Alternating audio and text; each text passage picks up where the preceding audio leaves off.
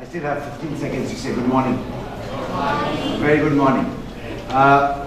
Thank you very much, ULAB Center for CES, for inviting me today to speak on a very interesting topic called the road to middle income. I will basically talk about the growth story as I've seen it, and I will sort of narrate a story as I have grown up along the way. Bangladesh, which was independent when from the fourth row onwards you were not born, was known as a bottomless basket. A bottomless basket because whatever you put in got down. And that country today is being regarded, respected by people like our cricket, not to be just thrown away. So there has been tremendous growth that has happened in the last 40 plus years. And if we look back how we achieved it, how we did it, I will at a point of my storytelling give you some numbers, but those are only numbers. It has happened because of people. It has happened because of you all sitting here, because we learn to dream and we learn to get there. I do a lot of speaking on investment, incoming investment to Bangladesh, and I get a lot of challenges onto that on a question answer session. And if you really look at it, if you really think that why Bangladesh today is struggling to get in investments, whereas Vietnam, Cambodia, Myanmar for that matter of fact, people are rushing into there. Is it our image problem? Is it something that we are not doing right? Is it because we are not geographically correctly located? Is it because we don't have enough savings to grow? There are many number of questions that comes up. Most of that comes up in debates are our governance, our transparency, our judicial system, our legal system, accounting system. And I have a question for that too. How much of governance, transparency, fairness in our legal system is in China, is in Vietnam, is in Cambodia? Foreign investors talk, or our local investors talks about security. Yes, there's alarming signs of certain security issues happening in Bangladesh. The government prefers to ignore it and say there's nothing there. The critics prefer to say there is a growth of terrorism coming to this country. But as a nation, we may not be Buddhist, but we are nearly there. We are calm, we are not a terrorist nation. So where are we going wrong? So we blame the infrastructure. We blame the difficulty in doing business. Bangladesh has slid down 2 notches in World Bank survey of ease of doing business from 175 to 177. I guess I may not be correct on that. It's not because we did badly, we got high numbers, but because others did better than us who were behind us. Much better than us who were behind us, that has brought them above us. That's why we have slid down. The biggest challenge in that report I was just passing through was setting up a business, which is a register of joint stock companies, and getting power connection was the biggest 2 challenges that got us down. Saying about that, I will take you off to a bit of a history, which I can't keep memorized, so I'll just read out that part, and which will tell you where we were. In 1972, our GDP was $6 billion US. 75, $19.4 billion. So if we break it down to the 70s, the 80s, the 90s, the 2000, the 10, I will show you this through numbers. The growth actually kicked off after 2000. Because in 2000, we were $55 billion. Today we are nearly $200 billion, with Thailand being $300 billion. But Thailand has reaching a middle income country because they have less population than us, which takes them to close to $4,000 per capita income, which doesn't. But if you look at per capita income, in 72, we are at $100 per capita income. In 90, we were 220. In 2000, we were 380. Today, we are talking about $1,400. $1,400 brings us to the range of middle income group. But আগে যেটা কথা বলতো না মধ্যবিত্ত নিম্ন মধ্যবিত্ত উচ্চ মধ্যবিত্ত. So we are in the নিম্ন মধ্যবিত্ত or the নিম্ন lower middle income group with a desire and dream to actually get there, which is the middle income group, which is the $4,000 range. If you look at our reserves, we were $1.31 billion reserve in 2000. $1.31 billion reserves in 2000. It is $27 billion in 2015 September. My guesstimation, much against the experts of Bangladesh Bank's forecast, is we're going to hit 30 billion end of the financial calendar year. 30 billion is 8.8 months import, which means we are being lazy. Now, why is that happening? Again, there's a lot of debate on that. Is it because we're doing fantastic as an economy? Well, we've been lucky as an economy. Luck has also favored us. I mean, petroleum prices are now at $30 a barrel. Commodities are down. So our exports flow have dropped slightly, but the remittances kept on coming in. That's why we are getting these reserves. Now, what are we doing with it? Are we really ready to grow at the speed we are supposed to grow? 2021 is our target to get into middle income. It's good to have targets. I'll bring back cricket because yesterday Bangladesh won with Zimbabwe, and which excites people in Bangladesh. And Indians are known to be fanatics about cricket, but I see now Bangladeshis are much more fanatic than Indians are about cricket. And if you have seen this year, which is 2015, every one-day series Bangladesh has won. With Pakistan, with South Africa, with India, and a lot of people tell me that Australia did not come because they're scared they lose. But that's a bit too much of an ambition to dream of, because we are not playing one day, we're playing test with them. So if we look at this ambition of 2021, to reach middle income, what do we need? Very simple question. We have grown very well. We have continued to grow at 6.25% on average of 7 years on the GDP. Is that good enough? Why I bring in cricket is all a question of run rates. If you have to make 300 runs from the first ball on a 50 overs match, you're asking for 5, 6 or 30. So 6 runs and over. After 25 overs, if you have done 120, your run rate moves. And the last 10 overs, your run rate could be 32 per over asking. Is that possible? That's the question we're going to deal with today. To reach that target, we got to do 10%. From 16 onwards, till 21, 5 years you've got time, 10%.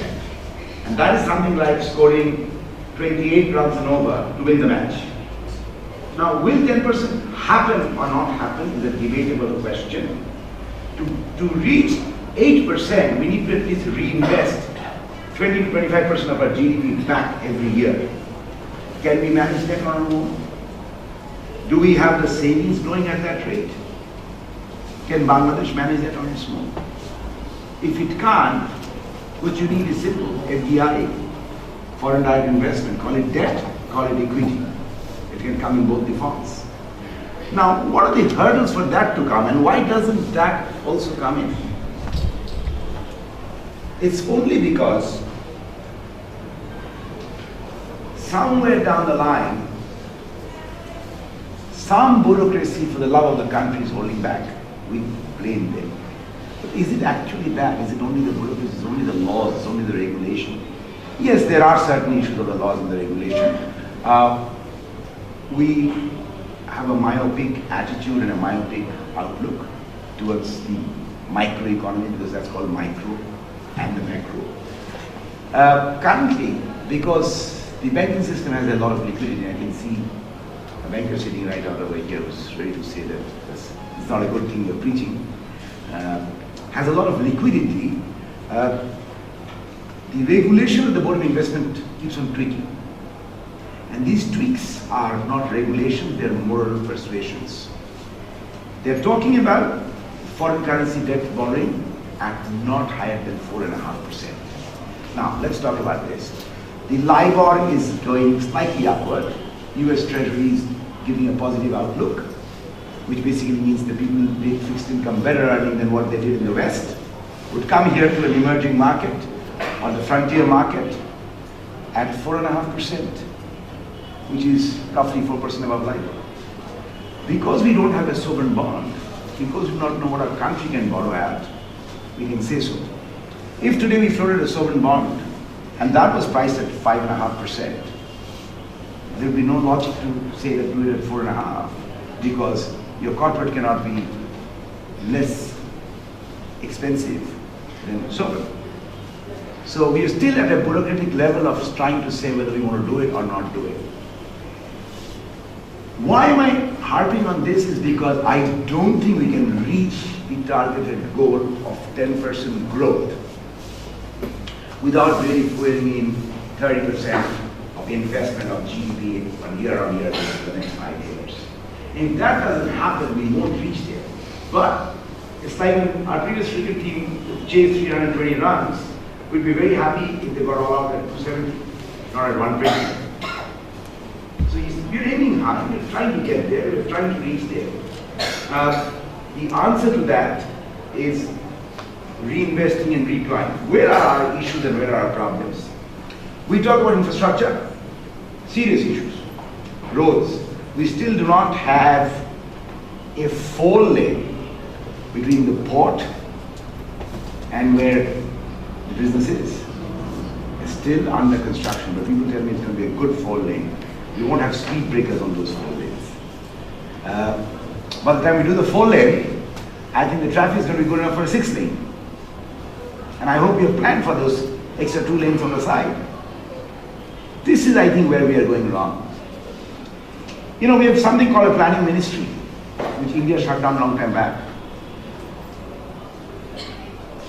Because they realize that that creates the bureaucracy. And I'm not saying ours do. But are we thinking, are the lawmakers thinking, are the regulators thinking in this possible way? Where is the bottleneck? Power, electricity is a bottleneck. Getting a piece of land is also a great frustration when you look at foreign investors come in.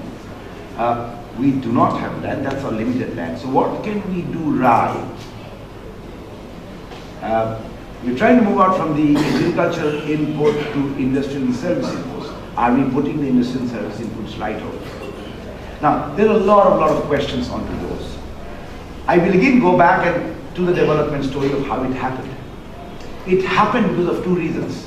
One is the entrepreneur class. Bengali entrepreneurs have great courage. Against all odds, they will take a calculated risk. You know, foreign investors talk to me and I say, look, this is a 4-year cycle, we are a democratic country, so 4 years after election, 1 year is total disruption. And we have bypasses today. You're voting by bypasses. I said, tell me, has there been a shipment missed? There are delayed shipments, but we have paid penalty for it. Has a single commitment of foreign currency been breached since the last 20 years? And there are many African countries, there is many Latin American countries who turn around and say, sorry, you can't pay. What about Greece? What about beautiful Greece? They turn around and say, sorry, we can't pay you back. Do what you want to do. And still investors go in there. Why not Bangladesh? We have great people, great talent, we have resources. I mean, when India started growing, the story was, in India you have a market and you have managers. Is there a lack of market and managers for us here in Bangladesh? Have you noticed the recent consumerism that is growing? Have you seen the number of retail outlets? I grew up in this area, Tanmani. I used to live in road number 2. And when I get into Dhan Mandi, I'm trying to look here and there, I'm trying to recognize which point I'm in. Now this is 30 years back. I moved out of Dhan Mandi in 1988, that's when I went off to Australia. It's not yet 30 years. But when I entered Dhan Mandi, I'm very intrigued. That's my childhood. I used to cycle out here. My school was in Asad Gate. I used to live in road number 2. I know every lanes of Dhan Mandi. Look at the development that has happened. Look at the number of shopping malls that has happened. Hey, if there was nobody buying, they would have died out. They would have not grown. No investment would have come in. So there is definitely a major push, a major power of consumerism happening in this country. But will consumerism alone take us there to our desired goal of what we're talking about? Is that growth engine so strong? Is the per capita going to go up so high for the spending to come through? You know what we are disillusioned is two things. I'll just go back to India with a very similar story. Before the 2 terms that Congress was in power, BJP was in power. And their slogan was India Shining.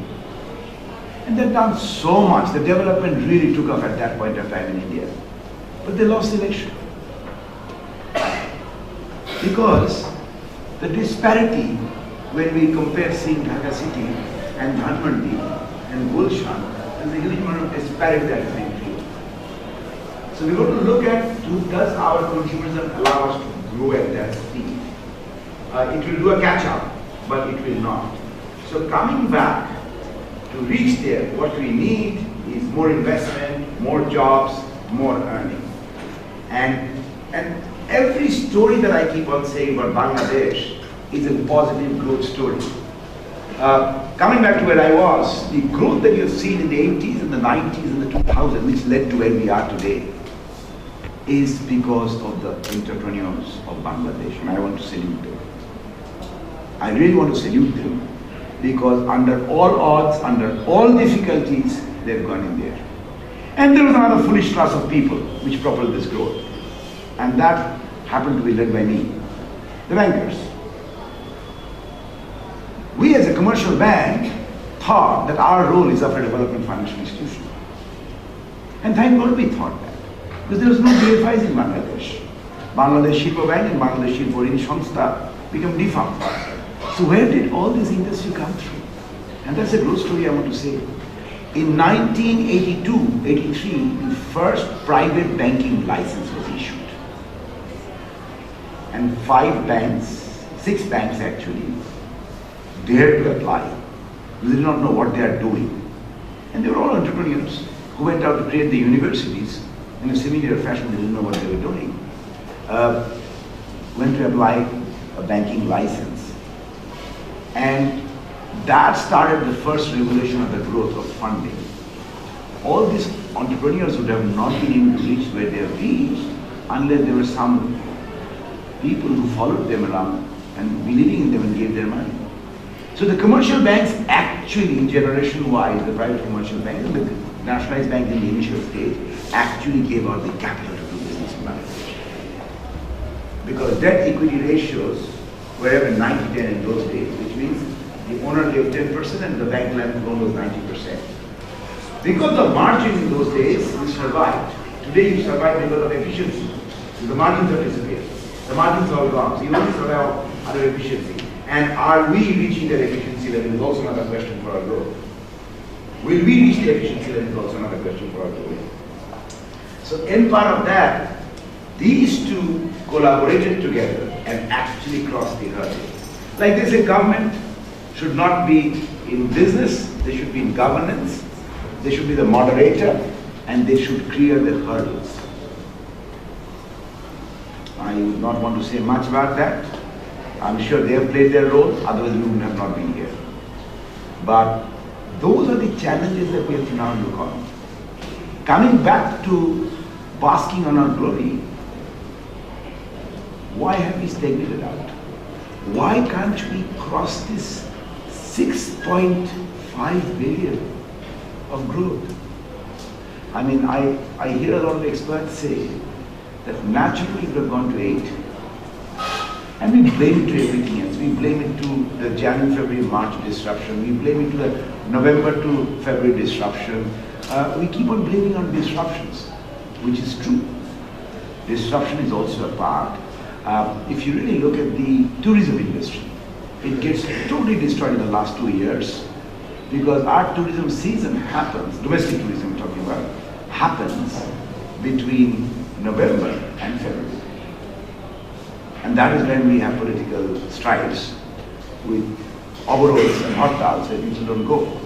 But do you know how many new 5-star hotels have come out in Cox's Bazar in the last year? 3. They haven't abandoned their projects. And they're really, investment in each is not less than 350 to 400 crore. 3 new hotels. And we don't have an international airport. We're not going to have German tourists coming into Cox's Bazar. It's going to be domestic tourism. And how much of money that's going to propel out there in these 4 months is why they go in. Because their employment, there are casual workers, there are casual waiters, there are the foods get sold, the fishes get sold, there's activity. With all that activity is what you add to your GDP. So what we're looking at is activity. How do you propel activity?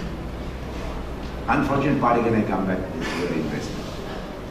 Now, what is happening with investment? Let's talk about that. You know, we publicize statistics. Numbers are a very great game. You put it on the left, it looks different. You put it on the right, it looks better. We talk about FDI is coming in, how much of FDI is coming in what. We do not differentiate. How much of it is coming into the stock market on a short term, how much is coming in the debt market on a short term, and how much is it really coming into proper economic growth on a longer term period, which is the hardest form is called inflation. Is something for us to research and find out. But let us talk about domestic investment. The way to judge domestic investment is if you start taking a look at the growth of the LCs open for capital machinery. And that continued quarter on a declining trend. Except that in the last 2 quarters it has again gone up on the upward trend. Why it was on a declining trend, let me also explain. You know, there's a huge growth in that import of capital machinery when the power stations were coming in. So that propelled the growth up there. And then as all the power stations settled down, it started having a negative curve. So even local investments are not happening. So if you talk to local entrepreneurs, have they stopped making money? Have they stopped doing business? There are different numbers of views. One way of view is they're realizing it's time for us to move out geographically out of the territory. Again, it's the regulatory condition that doesn't allow them. And I'll give you one example. In Sri Lanka, for whatever reasons, doctors love prescribing medicine which are made in Bangladesh. Because there are 2 sources, Bangladesh and India. For whatever reason, I don't know. They love prescribing medicines. So there's a huge export of medicine going in. And there are pharmaceutical companies who want to go up and set up a plant in Sri Lanka. Unfortunately, for 3 to 4 years, those applications are lying in the central bank and they do not get permission. And what sort of numbers we are talking about? Let me give you one example. We are talking about $25 million on a reserve of $27 billion. Now what would this $25 million do? This $25 million would set up a factory in Sri Lanka which is a Bangladeshi company. What would that do? 3 years later that company will make profit and send back dividends. Will that dividend add back to your GDP? It's simple. Growth not necessarily within your engine. So these are regulations that we need to talk about. A company like Pran Foods exports in small quantities to Middle East, Africa, and I'm amazed that they want to set up a factory in Indonesia. And I said, why the hell we don't have Bangladeshi expatriates out there so much?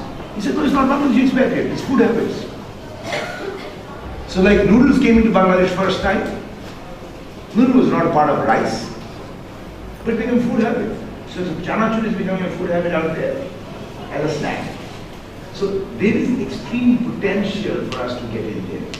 But statistics number-wise, the investment going back is not adding the number to GDP on a 10% growth rate. Even we will struggle on an 8% growth rate. So what should we now do?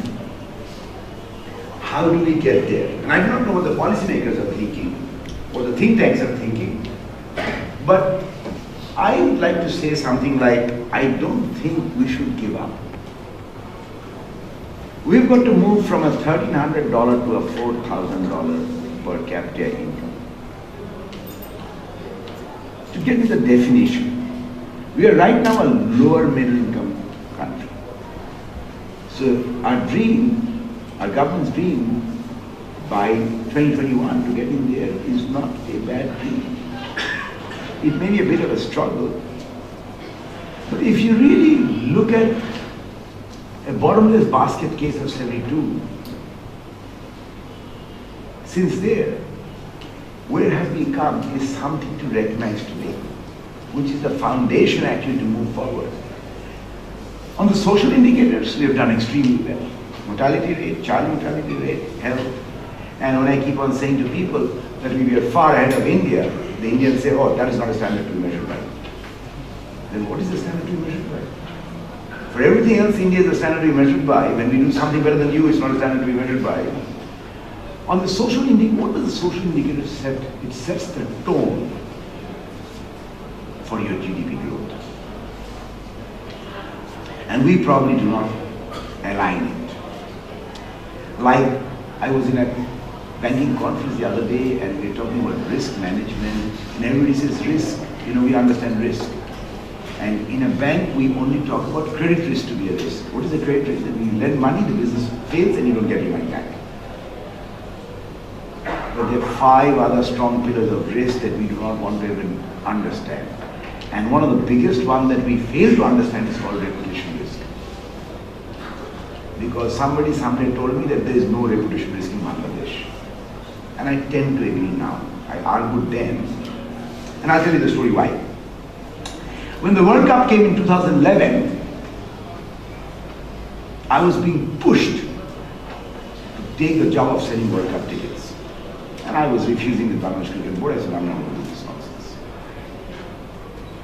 So some of the people in my board said, why are you refusing it? I said, can you imagine the reputation risk?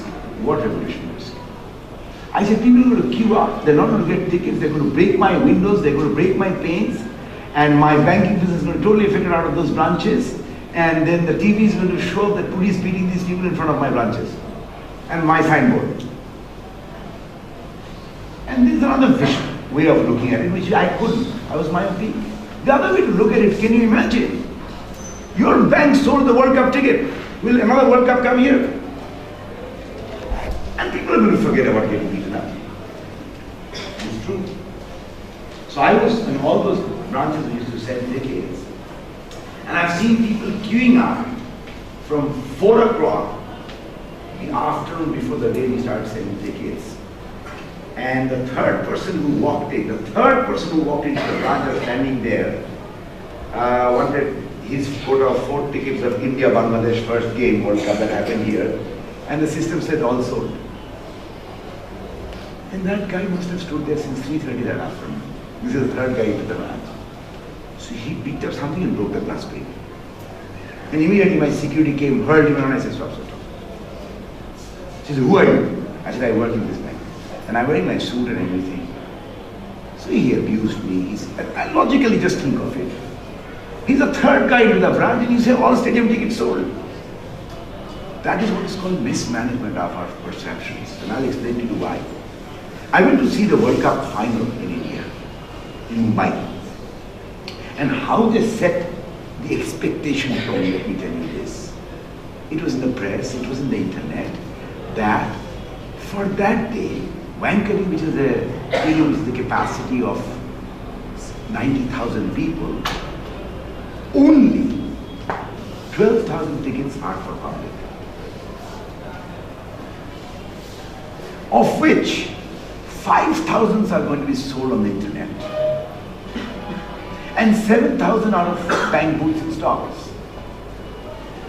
So when you think of a 90,000 capacity and the third guy stepping in, and you say all tickets sold, it's perception. And I kept on telling the cricket board, why are you guys lying to people? They're breaking my bank. Why don't you say that you control the ticket on the back end and you stop it? People don't understand that. They say, no, we can't say that. It's also perception management. If you are transparent, if you see the truth, so the expectation game changes. But can I tell you one thing? Does any one of you remember those scenes in the television where people were getting beaten up by police in front of a Citibank banner? Do you hate Citibank for that? You don't. So I was wrong. My board was right. In Bangladesh, there is nothing known as regulation risk. So when I talk to people in the risk business, they say, sir, no risk. 100% sure. So that is where we are also lacking the education part, because I'm coming from the social sector. And it's a great place to talk in front of. I dare not look here, I better walk back and talk to the students. It's a great place to talk to you people. Because what you are learning, some of you are in business school, some of you are in liberal arts, but what you are learning is not to pass your exams. That's why I step back. All your teachers sitting in the front line. And you've almost 3 years. This is a great learning program. But if you excel, success follows. And that's what Bangladesh needs to do right now. Excel.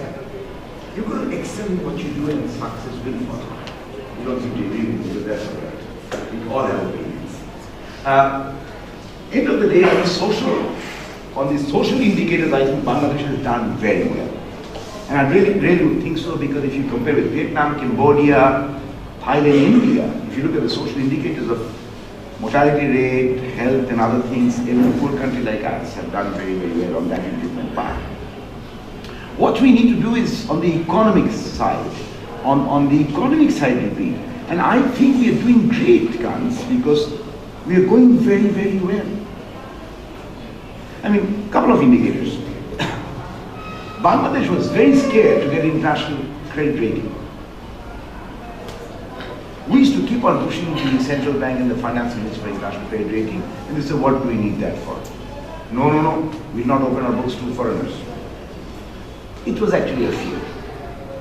It was actually a fear of your weakness would come out and you would be politically criticized. Pardon me.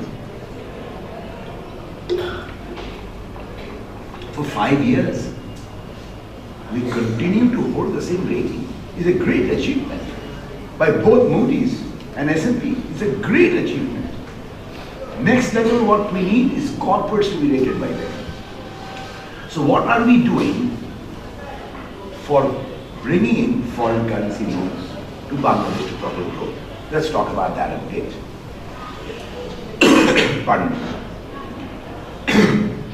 IFC, all of you must have heard of it, it's a World Bank affiliate on the commercial side called International Finance Corporation. IFC actually goes and develops a bond market. A bond market is a fixed income market where people invest on a risk and a return on a fixed income basis. So they went out and first did was on an IFC risk, which is a AAA rated risk.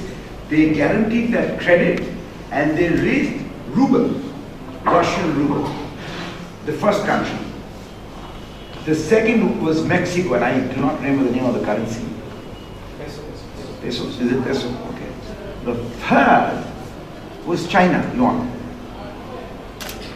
The fourth was called the masala bond, which is the Indian rupee. And guess what? The fifth is going to be the Bangla Taka. Very small ticket size.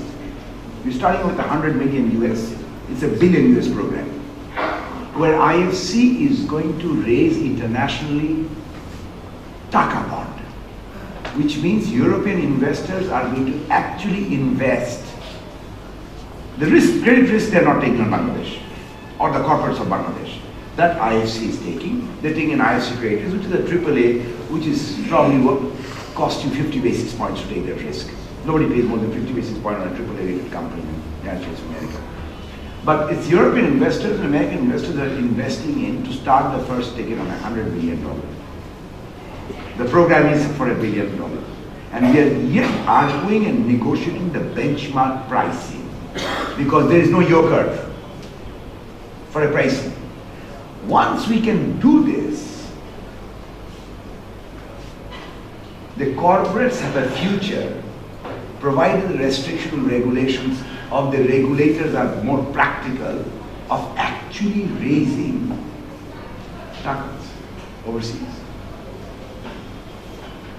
This is a good time, a good weather where taka has been very, very stable with the dollar and a 7-year risk, people are willing to take it.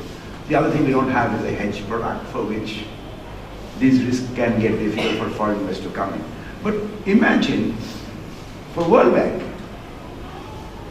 to make the Bangladesh taka international as the 5th country is also recognition for us. That's a great growth story for us. It was entangled and stuck in the bureaucracy of Ministry of Finance and Bangladesh Bank because they can't realize what are we going to do with $100 million? Do we need it? When we go and argue that the IMF wants you to raise a sovereign bond, the argument is we have shortage of dollars, what will we do with dollars? And the counter argument is build roads, build bridges, build infrastructure. Then the third question comes, so how do you pay that? By raising another bond. That's how the world pays back. Fixed income, fixed bullet repayments are always by another bond. So immediately they suspiciously look at me and say, you're trying to find a business here. And I keep on telling them that my little company can't even get this. It'll be the Goldman Sachs of the world coming in, the Merrill Lynch of the world coming and take you to for a roadshow for a $5 million, not my little RSA advisory. How do I make money out of that? We have been appointed as a co-advisor to the IFC Taka bond. And believe me, we probably get a $5,000 fees for it. And I've told my partner I don't want to encash this check. I want to frame it and keep it. It's going to be issued out of Washington, signed by the treasurer of World Bank. We can do without $5,000. Allah willing. And I want to frame it and keep it in my office. It's the prestigious part of being in a small role as an advisor to the first Taka bond, which someday some researcher is going to run it. My little company is naming that they bought in the first Taka bond.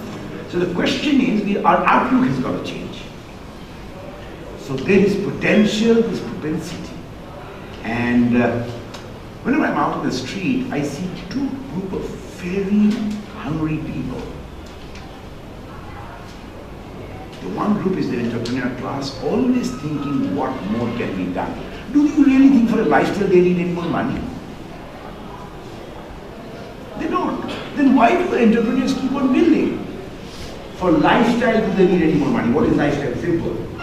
Your BMW Sports or your Porsche, your first class travel, and your $86,000 watch. I don't want to talk about this fashion designers jewelry.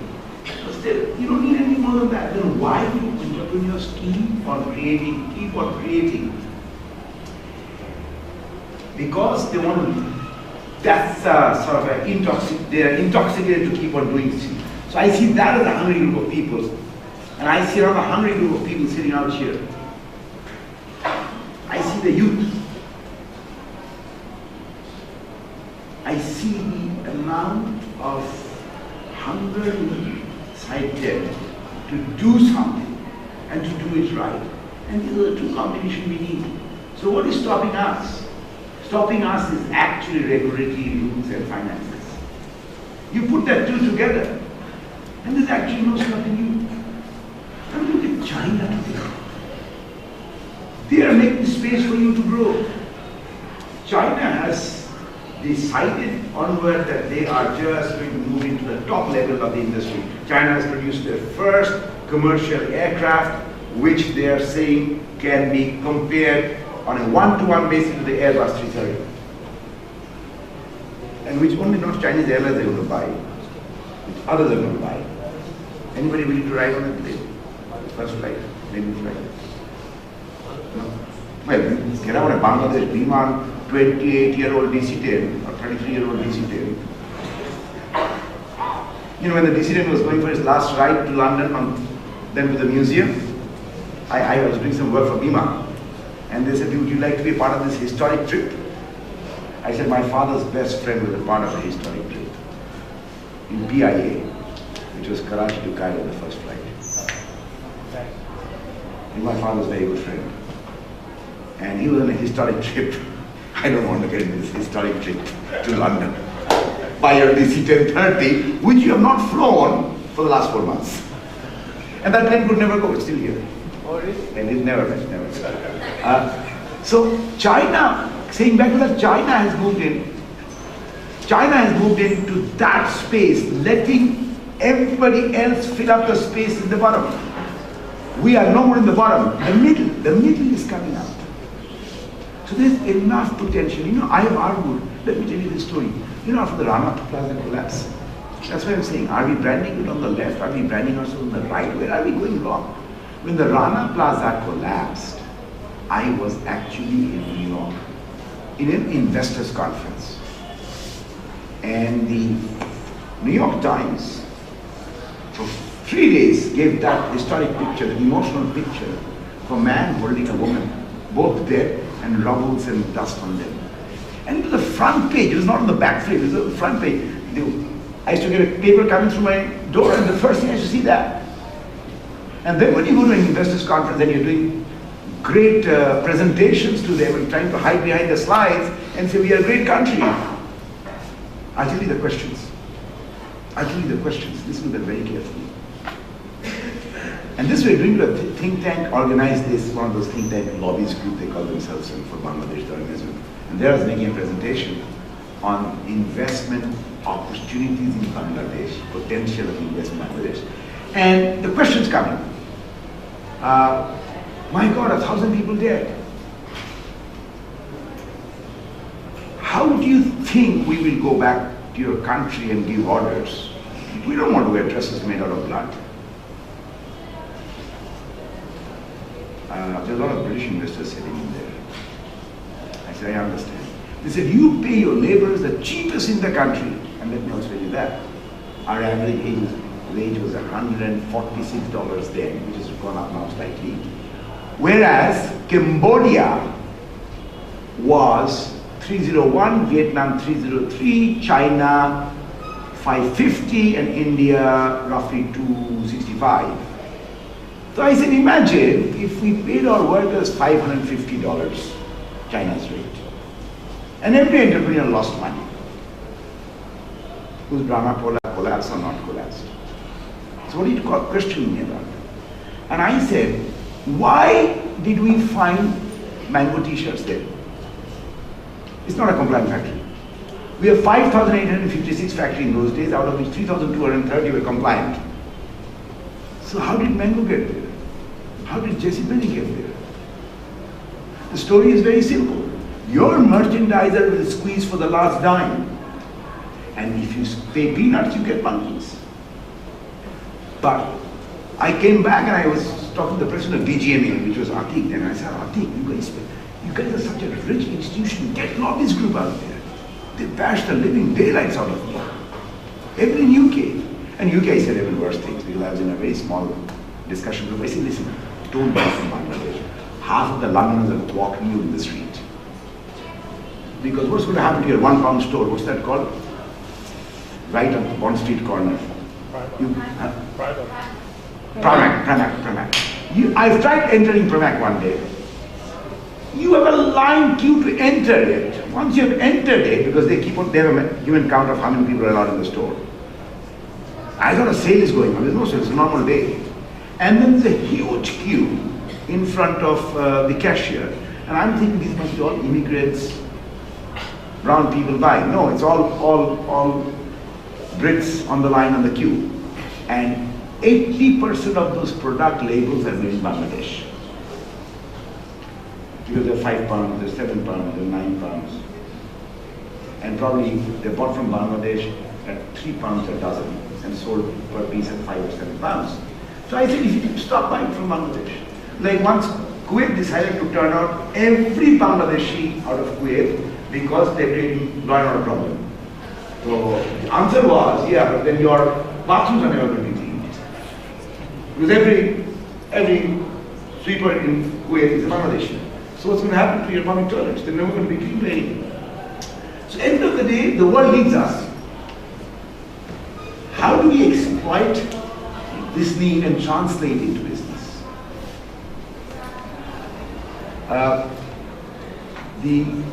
I've been going on, and like I said, I'm telling you a story of what I've seen. I would like to now come to a point where I'd like to say that to conclude, it's very, very simple what I said all over. We have the potential. The world needs us. We just don't need any speed bumps and speed breakers stopping us. Political climate will continue. Let's take that for granted and given. It's a democratic country. You cannot wish to say that all opposition shut up for the good of the country if that doesn't happen. We will work within that. I think the two areas, I think where the government is focusing very correctly. The one area which never took up is PPP. That was a very, very important area to come, which the government is trying very hard. And I talk to World Bank people and say, why does the PPP work in Bangladesh? They said, you've got everything correct, but you don't have the will to do it. That's the World Bank view. So I think it's going to happen. I think they're moving forward. I think it's going to be a cricket match to score a 341 to win. We'll reach 320 or 305 or 297. And I'd still like to clap for my team end of that day because we fought hard to do it. I would say that in 2 years' time, if all the ifs are right, we would break through the 7% barrier. And that's the breaking point. You know, like the oil petroleum, they say they've broken the $100 mark, it's going to hit the 150, or they've come below the $50 mark, it's going to come to $30. Our breaking point, I think, is that 7%. And once we achieve that 7%, I think the going is good. I think I'm crossing my allocated time.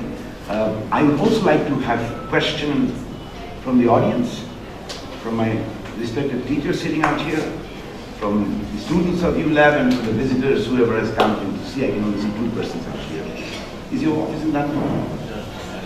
Oh, you're a meeting in London. Yours is, I know, you can't get out of that. So I would like to open it up, and your Vice Chancellor, Mr. Imran Rahman, did tell me to talk at least 10 minutes about careers. So I'm trying to cover up for that now. Entrepreneurship is your growth. So, you know, we talk about SME, SM, Chem. These are the growth engines that happens in an economy.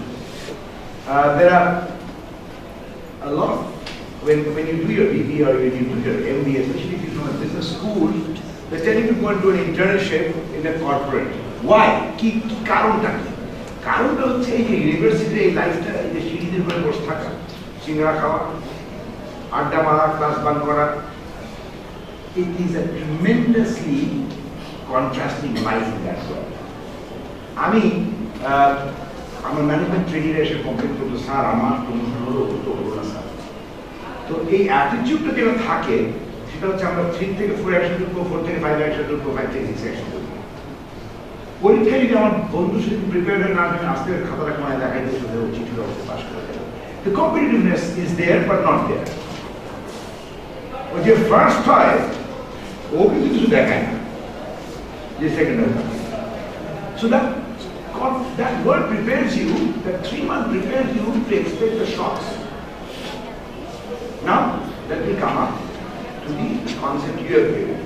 It's a brilliant concept, I cannot boli. আমি একটা defeated project বসি called the Challenge Fund, and it's a trust board and I'm a board member there. And DFE পয়সাটা দিয়েছে to give away, not take it back. So they only finance great, bright ideas. Viability কেউ দেখতে পারে না। তো সবাই প্রশ্ন করে, না এটা তো রিস্কি প্রজেক্ট, এটা তো টাকা ফেরত আসবে না। I keep on reminding ভাই টাকা ফেরত কোনোদিনই আসার কথা না। 10টা প্রজেক্ট করে যদি 2টো সাকসেসফুল হয়, we'll get a big mark from DFE. So I think you have a brilliant idea, but model say জিনিসগুলো দেখানো কিন্তু অনেক সহজ। তাহলে I would like to suggest you further and say the internship program is 3 বছর হওয়া উচিত। You set your model, go start the business, we'll get a challenge fund to find you. 3 বছর পরে if you fail, you don't get your degree. How about that? Because I'll tell you why. Putting it into a model is a great concept. To see it through, karon there is a huge amount of risks involved from a design to a delivery. It's a good idea.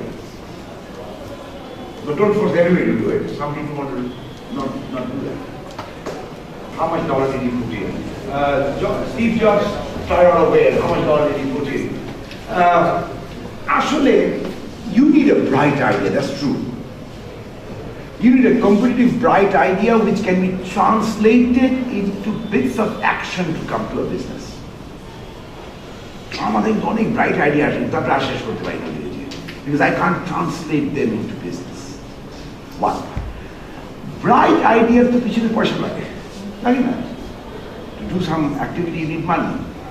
Unfortunately, আমাদের দেশে the Silicon Valley Venture Capitalist Fund এখনো আসে। We have it, but we don't. What I'm working on in the Challenge Fund is a model to prove to the commercial people, defeated টাকা নিয়ে, যে আসলে bright idea finance করে, you can do it. But defeat is a very good program. They say put your money where your mouth is. যা cost budget দিবা তার 50% defeat দিবা, 50% তোমাকে দিতে হবে. So cut your clothes according to your needs. What this project is going to do, if out of 10, 4 are successful, we're going to get the commercial people to come and say, do it. And do that, but watch the space. Bangladesh কিন্তু software industry অনেক হাবুডুবু খেলে কিছু করতে পারলো না।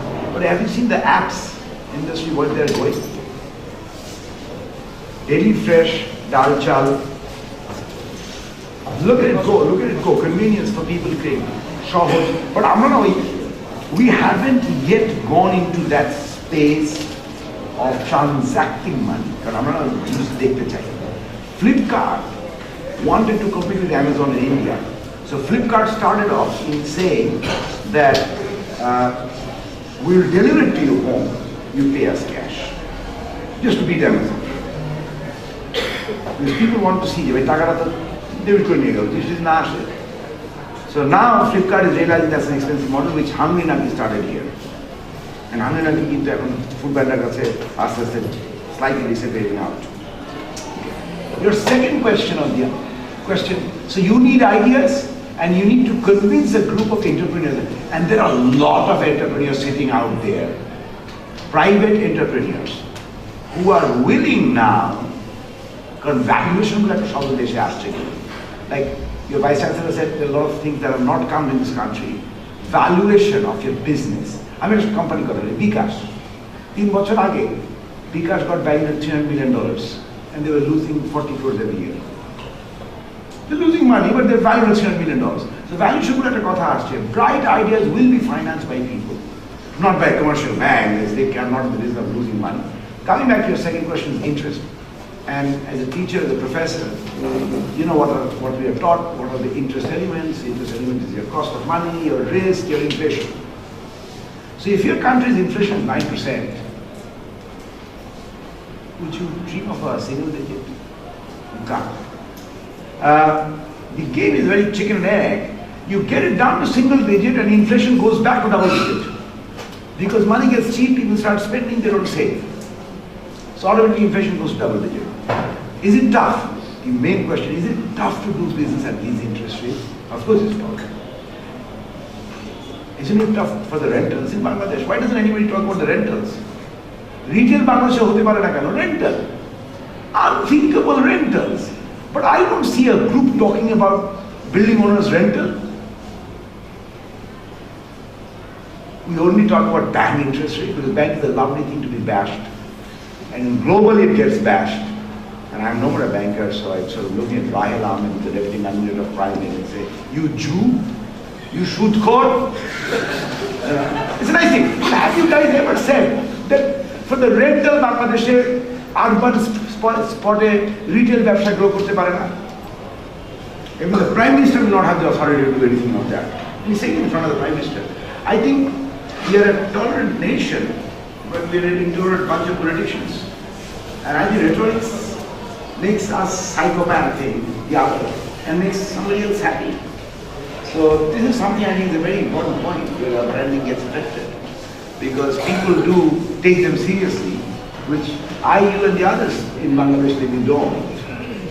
But in the Western world they take this very seriously. I mean, Transparency International, we are telling out that you're going to ban anybody who criticizes me. So press, media, everything shut. And yet you are not China, so we shall not come to you.